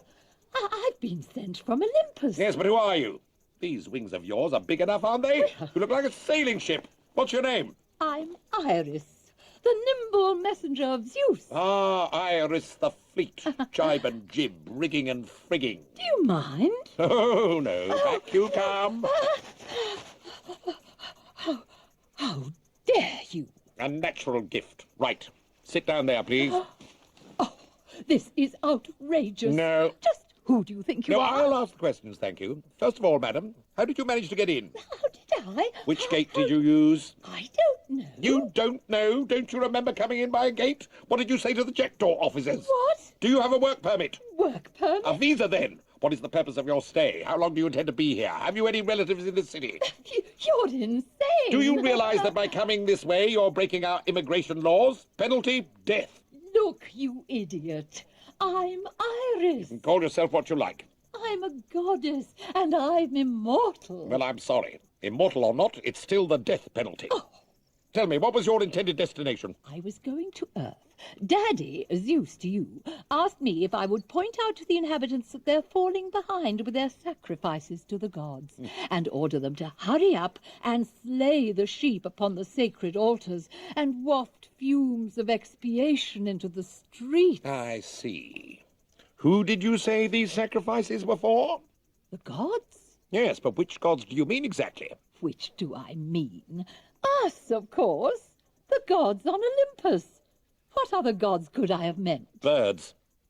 Birds? Yes, men worship birds. They sacrifice to them now, not to yesterday's gods. Good God, no. Senseless fool! Kindle not the fiery wrath of the immortals, lest justice, armed with Daddy's pickaxe, destroyeth the wretched race entire, and murky flames of the pentametric thunderbolt incinerate your home, and you with it. That's enough of that kind of talk, thank you, madam. Let's not get carried away, and don't think I'm impressed by your dismal stories. If your daddy tries to give me any aggravation, I shall send my flaming eagles against him. Oh.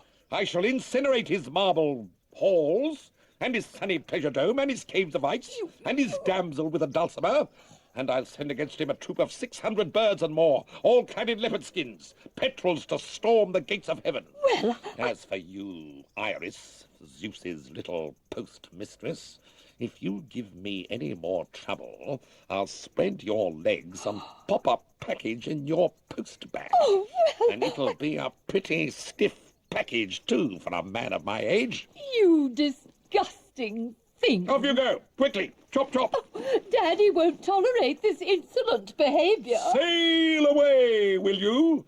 Go and incinerate someone younger. We forbid the immortals to enter our portals. And we won't let their noses smell the juice, the aromas. From sacrifice chop. And the priest on the top. No! By unalterable decree, the soul is smoke-free! I've just thought. There hasn't been a messenger yet from the human race. Good gracious, what serendipity. Here comes a chap right now. Oh, plausible, oh, wisest of the wise, oh, blessed man, oh, illustrious man, oh, wisest of the wise. We've had that one. Oh, most sophisticated man. Yes, I like that. Oh, thrice blessed man. Thrice now. Oh, tell me to cut the apostrophising and start my message, will you? Start. Thank you. The entire human race thinks you're wonderfully wise and clever, and they revere you, and they want you to accept this golden crown. Tar very much. What's this all about? Oh, great... Careful. Founder of the ethereal city, are you not aware of the admiration you have won, the love you have generated for this realm of yours? Previously, it was Sparta that was in vogue, you know, long hair, starvation diets, lice, and fleas a la Socrates. Now, though, things Spartan are old hat. People do the bird instead. You should see them, up and out of bed at Sparrow's Fart, flying off to the law courts for a spot of jurisdictive worm-picking, all praise to his worshipful beak, ruffling the other side's feathers or sitting down to brood on the likelihood of an unfavourable verdict. Yes, bird mania's taking over the world. What with pelican crossings and cuckoo clocks and weathercocks and stopcocks and swanvesters and dovetail joints and pigeon toes and crow's feet and crow's nests and eagles and birdies and golden ducks. And some of us get thrush, which can be very burdensome. And cold turkey and jailbirds and flying squads, not forgetting when the red robin and bluebirds over the white cliffs of Dover, and nightingales singing in Berkeley Square, and flocks of other songs. So there you are. One more thing. They'll be here soon, these bird lovers, thousands of them all wanting wings. You've got your work cut out, Plausible. Cheerio! Let's do it then. Now, who can we have for stagehands? Ah, yes, the great bastards, along with their mates, the lesser bastards. Lads, pop off to the props room, will you, and find all the wings and talents and stuff you can. Many thanks. This city will soon be humanized. I hope my good luck lasts. Birds of the rage, I've been advised. Let's bring those wings out fast. Here we live wisely, devoid of care, with grace and big to be. Earth has not anything to show more fair, anything to show more fair. Come on, we haven't all week. You're about as quick as arthritic snails. I'll have your pay deducted. The perfect ease your life entails has made you lazy bastards. Look, wings for hawks and wings for doves, there are wings of every feather. Wings to fit men like a glove and cope with any weather. Hustle, hustle! The Earthlings will be coming soon. Wings for long-distance travellers. Wings for those who just like to stand around in the garden and whistle. Wings for actors to wait in.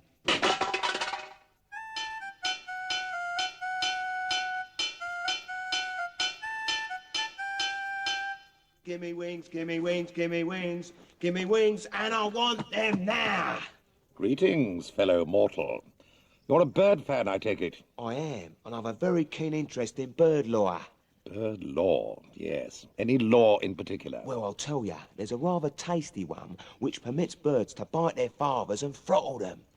Yes, indeed. That kind of behaviour is considered by the birds to be perfectly, humane. Right, that's why I've come. I want the okay to do the old man in and take his money. Know what I mean? I see. There is, of course, another bird law relating to family life. Oh, yeah? Yes. It's written on the ancient bird tables that when the stork father has brought up his brood and they're considered fully fledged, these then in turn must look after the father. What? Oh, bird do. I come up here to kill my dad and you tell me I've got to bleating nurse him. Tough, eh? But cheer up. What about joining the army instead? The army? Channel those aggressive instincts of yours. Wise up, for a wise son maketh a glad father. Here, put on these cockerel's wings. Take these spurs and this crest. Oh, cheers. Oh, yes. You're a fighting cock, all right. On guard. Prepare for action. Listen, be a good squaddy. Get your pay and look after yourself. You'll need to. There's a war on. There's always a war on. Fight the enemy, but not your dad. Leave him alone, all right? All right. Good. About turn. Quick march. Left, right, left, right, left, right, left.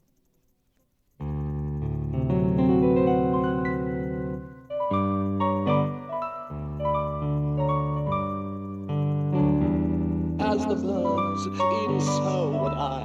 From song to pleasant song I'd fly. Cuckoo, jug, jug, poo-wee, to-wit-a-woe. Oh, no. This one wants a whole basket of wings. With spirit strong and body bold, I seek new forms and rhythms. Hail, Synesius, thou that art as thin as a twig and almost as talented. Tell me, wherefore hast thou hither wheeled thy withered foot? A nightingale I long to be, and thrill a high-toned ditty. Please speak henceforth in prose to me. Your poetry's so absolutely appalling. I need wings. Give me wings, so that I can be raised up high, and pluck from the clouds wondrous new dithyrambs, wind-blown and snow-strewn. Dithyrambs from the clouds? Oh, yes. My art entirely depends upon them. The dithyrambic ode, if it is of top quality, is a wing-powered, vaporous thing, foggy, inclined to be... Grey and overcast, but with a few clear patches. What's tomorrow's forecast? Allow me to give you an example of what I need. Oh, no, please. Oh, what am I saying? A single example. For you, dear friend, I'll gladly reveal the complete collection of my celestial formations. Oh, no. So, dithyram number 1. Oh, visions of taper-necked creatures of the ether, winging a trackless path in wonderful, majestical, aeronautical splendor. Steady there. Over the white-top waves, I'd float along with you, float on the billows of breezes, float... Why are you flapping like that? I'm winging a trackless path straight for your nose. Oh, fain would I southerly go. Then to the north I'd aim my flight, ploughing a furrow through the... This is real wing path, Silesius. I'm appalled. A man of my reputation being humiliated like this. Back home, you know, there are dithyrambic choirs fighting each other to get my coaching. I'm sure, and if you stayed here, Spindle-Legs, you'd be coaching our chorus of storks. That's it. I'm off. I refuse to be laughed at. Then stop writing poetry, why don't you? I won't abandon my quest for wings. Once I'm feathered up, I'll flit through the firmament. Flit, flit, flit, flit, flit, flit, flit, flit, flit, flit.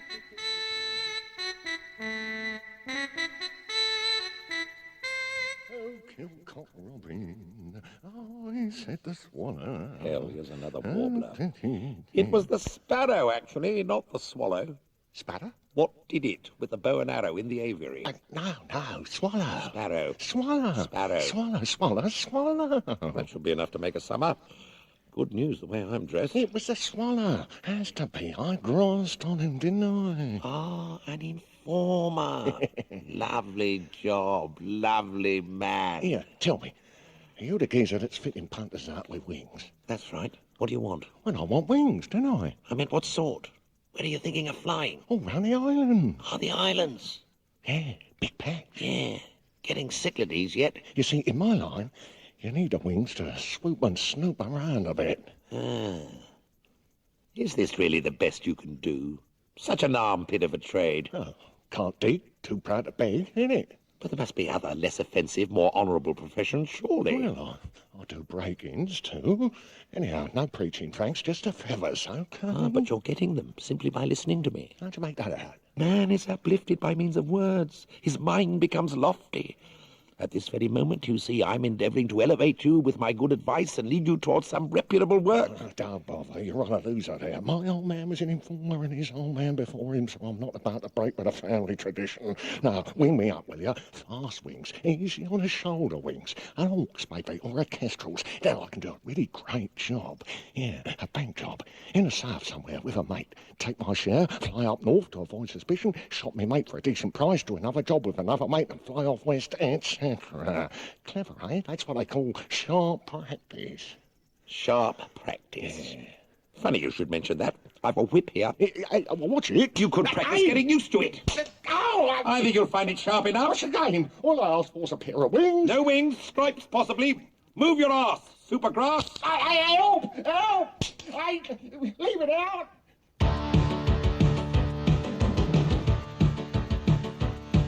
Sophistical tricksters, corrupt as connivers, have come into Athens in droves. You with the false words, with drawers full of fibers, that they've won in the oratory groves.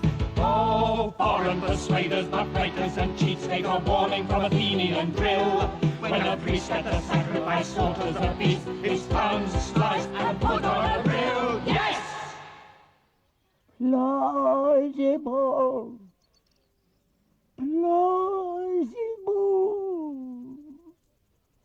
Oh, what a plight for a Titan to get in. Kilburk I am. Bandaged myself so thoroughly I can't see out. Plausible, where are you? This is Prometheus, well wrapped up. Oh dear, I daren't think what'll happen if Zeus discovers me here. Yea, plausible! Good grief, what's this? The mummy's curse? Oh, there you are. Tell me, are there any gods in pursuit? Gods? Not that I can see. What did you say, Hermes? Who are you in there? Oh, that's all right then. What time is it? A little after midday. And you, darling, is it evening yet? Give me strength. Oh, well, in case I'll take a chance and unwind. Look, grab this end and give me a twirl, will you? Okay, not that end. Not end. Oh, that's better. Good God! Shh! Good God! It's my old friend Prometheus. Yes, Prometheus unwrapped, eh? Hold this parasol over me, please. Thank you, Angel. It's a necessary precaution. You see, if Zeus finds out I come to see you, he'll have my guts for garters. Again. So I'll hide under here. Oh, Prometheus, what ingenious notions you always have. But why have you come to see me? I'll tell you, sweetheart. Yes? List. I'm listening. Zeus has just about had it. Really? Since just about when? Well, since you built this Nebulocuckoopolis. From that time on, the gods have received no sacrifices, not the faintest sniff of sirloin. We're fasting up there. It's like Lent, without feeling virtuous.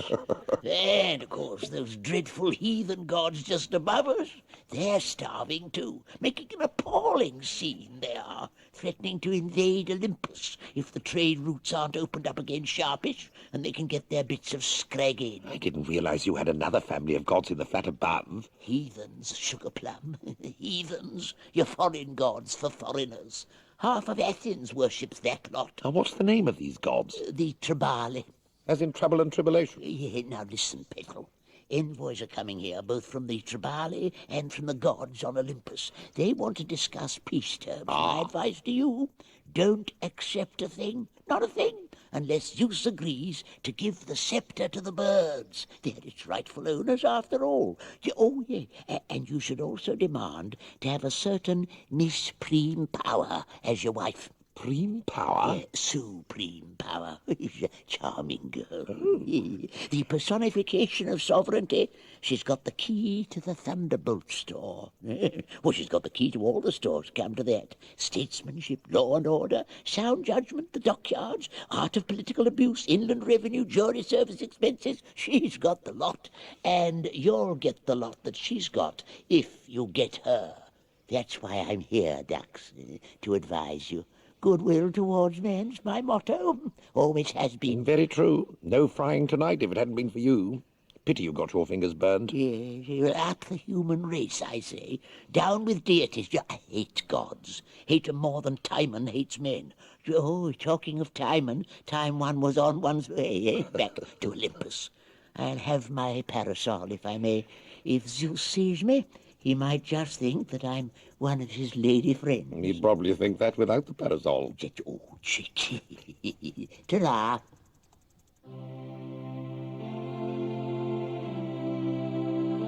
What shall I travel in the realms of the sky? Wouldn't believe half the things that I spy.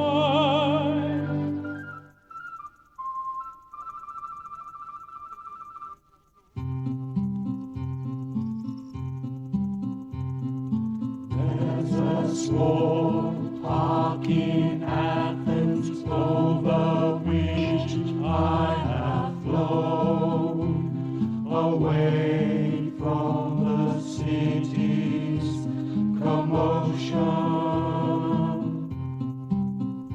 where heroes of old have their memorial stones and are greeted with awe and devotion. A Other underworld types, rather different you'll find, haunt that park after evening's descended. Not heroes, but villains who strike from behind and who'll leave you as nature intended. Much have I traveled in the realms of the sky, und believe half the things that I spy.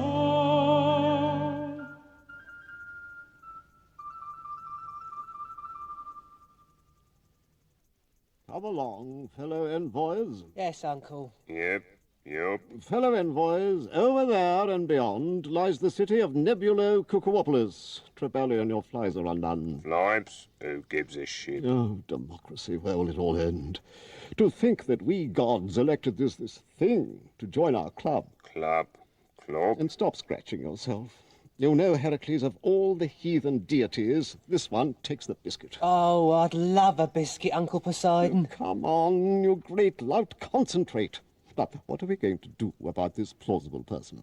Plausible? The blasted fellow that's trying to starve us out. Throttle him, Uncle. That's my method. Throttle him. Oh, my dear boy, we can't do that. We're meant to be discussing peace terms. Peace terms? Throttle him. Then we'll have some peace. Oh, I can smell food. Over here. A quarter of a pound of cheese grated. Yes.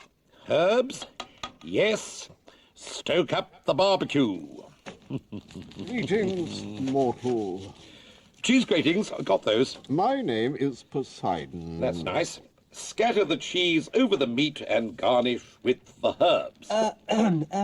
What kind of meat is that? Birds. Birds? My name is Poseidon. Fascist birds found guilty of plotting against our democratic state. Carry on. Well, there's not much more to be said. They were blindfolded, put up against a wall. No. Carry on with the cooking, please. You were, scattering the cheese and the herbs. Yes, I was, yes. Good to see you, by the way. The Heracles, isn't it? Yes. My name is Poseidon. This is my nephew Heracles, and this is the third member of our peace mission. Damn, I've run out of olive oil. Oh, dear. Birds should be smothered in it to be really, really tasty, you know. The position is this. Being at war certainly doesn't help us gods. Bloody nuisance, to tell the truth. But if you and the birds were our allies, Zeus would ensure a good supply of halcyon days all year round. I have that in writing, if you're in any doubt. Well, Poseidon, we never started this dispute anyway. Offer us what look like fair and decent terms, and we'll be happy to call a truce. If you're agreed that Zeus will hand back the scepter to the birds, then I think we're in business, and I'll ask you all to join me in a spot of luncheon. Luncheon, yes. Well, I'm happy to go ahead on that basis. No, Heracles, fool, glutton. Wouldst thou deprive thy sire of his kingdom? Why shouldn't he? If the birds are given power, you gods will find yourselves stronger than ever before. How do you make that out? Thuswise, example 1. At present, people on Earth have fallen into the habit of swearing false oaths. They stand under clouds and do it, the crafty buggers, so they can't be seen from Olympus. But there'll be no more of that if you have the birds as your allies. If some chap swears falsely, the crow can swoop down without being noticed and peck the fellow's eyes out. By Poseidon, you're right. Good point. Very. What does the Triballian say? Not a lot. Triballian? Snop. Yes, he's impressed. Example 2. Some mingy mortal promises one of the gods a beast for sacrifice, but then tries to back out using some pathetic quibble like, the god won't mind, slow to chide and swift to bless. We'll make him cough up, though. No problem. While the miser's in his counting house or his bath, we'll get a kite to fly down, grab a couple of sheep, or the equivalent in cash, and give it to the god in question. I'm convinced completely. Oh, by Heracles, that meal smells good. Yes, hand the scepter to the birds, I say. Now, what's the Triballian's view? Triballian? Yup. Listen, if you don't vote the way a sensible Triballian should, assuming that there is such a thing, I'm going to have to exercise my fingers round your horrible hairy throat. Know what I mean? Gob, Febob, flab, flob, or blibbob, blibbib, bib, stib. There, he agrees. Oh, well, I suppose that's a majority. Oh, great! Plausible, we accept your terms. The birds will have the sceptre. Excellent. Oh, there's just one other thing. I'd like Zeus to hand over a young girl to me to be my wife. What? No, I'm quite happy for him to hang on to his lovely wife, Hera, but I want the girl, Miss Sue Power's her name. This is impossible. You're not after peace. You want abject surrender and crippling reparation clauses. Come along, fellow envoys. We're walking out. Well, that's fine by me. Now, time to make the sauce. Sweet, and juicy, and rich. Oh, wait a moment, Uncle, old man. Oh, God. Oh, surely we're not going to have a war just because of some woman. No, I don't know. It's happened before. You idiot, Heracles. He's trying to trick you, can't you see? If you go along with him, it'll spell our ruin. You are the sole inheritor of Zeus's property. I am? But if Zeus dies after handing over supremacy, you'll be left with absolutely nothing. I see. Heracles, you poor wretch. It's Poseidon, not me, that's calling you. Hmm? Come here. Oh. Come here. I want to tell you something in confidence. Well? You're a bastard. Well, I'm a bit, yeah. No, I mean you were born on the wrong side of the blanket. Wrong side? Zeus is your dad, but your mother was Alcmena, and she was a mortal. You sure? Afraid so. Ever seen your birth certificate? No, I haven't, funnily enough. There isn't one. When you were born, Zeus tried to hush the whole thing up. You're a bastard, Heracles, and you're a crossbreed, too. Have I put it sympathetically? And being a bastard, you won't inherit a thing. But Zeus could write me into his will specially, couldn't he? No, 'tis forbidden by the law. Don't listen to what Uncle Poseidon's just been telling you. You can be sure that he'll be the first in the queue to prove his credentials after your father shuffles off his immortal coil. As I'm his brother, he'll say, I'm the sole legitimate heir. So, not a scrap of the estate will come to me? No. Uncle here will get it, because none of your dirty old man's sons are legitimate. Uncle, is all this true? Well... Oh, well... Now, no point pouting. Join our lot. I'll make you president of the birds for life, and everything will be wonderful. And my name's Euripides. Oh, right. Well, I think you should have what you asked for, Euripides. As far as I'm concerned, the girl's yours. Poseidon? Absolutely not. Ah, so everything depends on our Triballian friend. Prob. What's your view, sir? Supreme zoom de booty foopy gooby do dooby dooby dooby dooby doo. Yeah, hear that? He said she should be handed over. We did no such thing. It was all rubbish. No, Pigeon Greek. The birds use it a lot. You're defeated, Poseidon. I'm not saying another word. You lot get on and make your foolish peace treaty, see if I care. Euripides, we accept your demands. Let's have lunch right now, and then you can come up to heaven with us and fetch your fiancée and everything. Fine. Though actually I thought the bird dish would do rather nicely as part of the spread at the wedding reception. Oh. Well, all right. I know. Why don't I stay and finish grilling the birds while you all go off? Grill the birds? Oh, yes. And for your face straight after. Let's be off. Come on, Heracles. Damn. Damn. Oh, damn. There's a web-footed tribe that in the Libyan heat dispense with the customary sun hat. They stand on their heads and get shade from their feet. Now, not many people know that. Oh yes, much have I traveled, strange things I have seen. I saw Socrates once doing magic. He was stood by a lake, was our Mr. Unclean, raising spirits, though they looked rather tragic.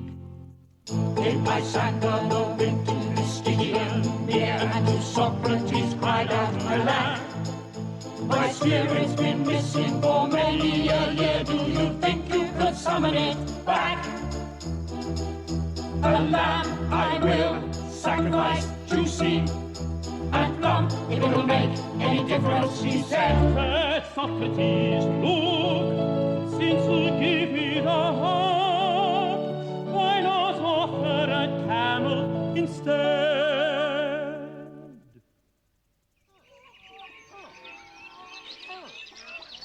And now you join me again for our outside broadcast of the royal wedding. Oh, happy, happy band of birds, glorious in achievement, wondrous passing all description. Your leader is returning to his gladsome home. I think, yes, he's coming into view now. No refulgent star ever shone so clearly in the gold-bright dome of the nocturnal sky. No far-flashing sun-ray gleams were ever as dazzling. He approaches, wielding the thunderbolt, the winged weapon which was formerly owned by Zeus, and with him his bride, whose beauty, well, it surpasses all words, even mine. A delicious fragrance rises up to the very summit of the vaulted sky. Light winds waft the wreaths of smoke from the incense offerings. It's a picture of perfection. And now he's arrived.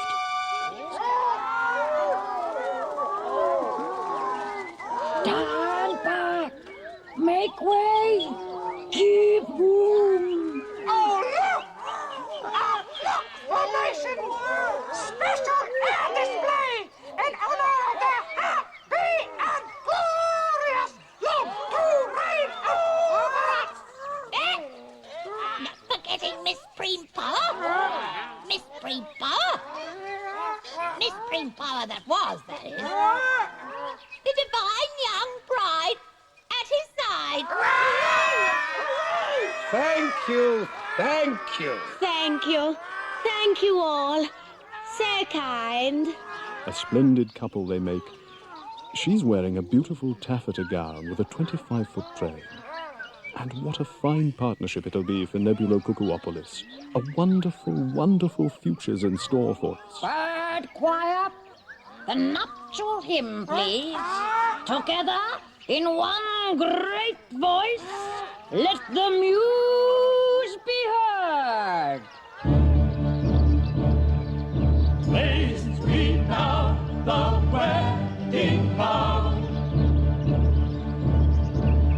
Commemorate the work of fate that brought the union, antediluvian, between Zeus the great, who sits in state, and from above, and here on his arm. Hail to heaven, Lord of wedding! Glorious day, the poets sing, the boy god Eros, gold-winged, bounteous, drove the marriage horse and carriage there inside a groom and bride. In tears, in bliss, they wed, they kiss. Hail to heaven, God of weddings! Lovely, marvelous. I can't tell you how much my wife and I... Praise be to the Herdman who returns with thunder, Zeus, thunder. The deafening crashes and fiery flashes, blasts of light across the night. This weapon store is heaven's no more.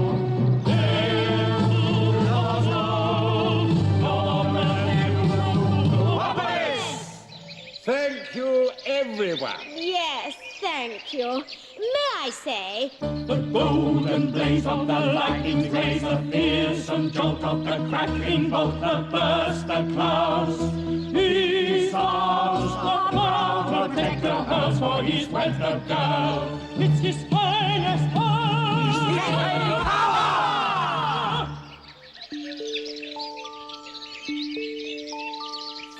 friends, follow in the wedding procession. Flocks of every kind of bird fly up to heaven.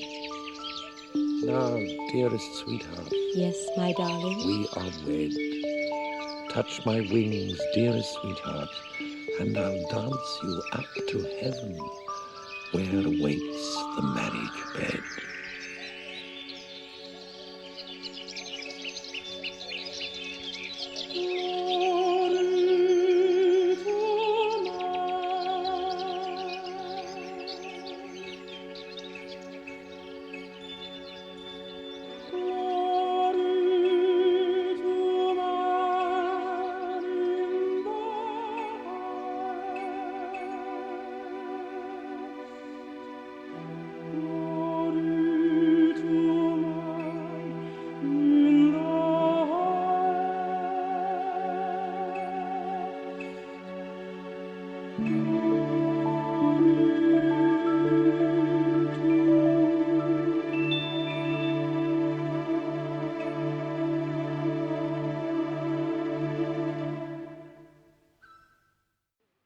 The Birds, by Aristophanes, was translated and adapted for radio by Martyn Wade.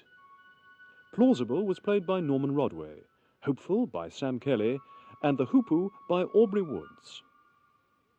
The solo singers, leaders of the chorus, were Martyn Hill and Elizabeth Mansfield. The Nightingale was Nicole Tibbels. The chorus were Danielle Allen, Alice Arnold, David Bannerman, Nigel Carrington, and Stephen Garlick, who also played Heracles. Maxine Audley was Iris, Timothy Bateson was Prometheus, James Greene was the poet and Poseidon, Ronald Herdman was the Soothsayer and the Athenian messenger, Fraser Kerr was the Solicitor, Michael Kilgarriff was the priest and the informer, Ben on Wookwe was the young hooligan and Triballian, and John Rye was the commissioner and Synesius. The music was by Christos Pittas. The Birds was directed by John Theocharis.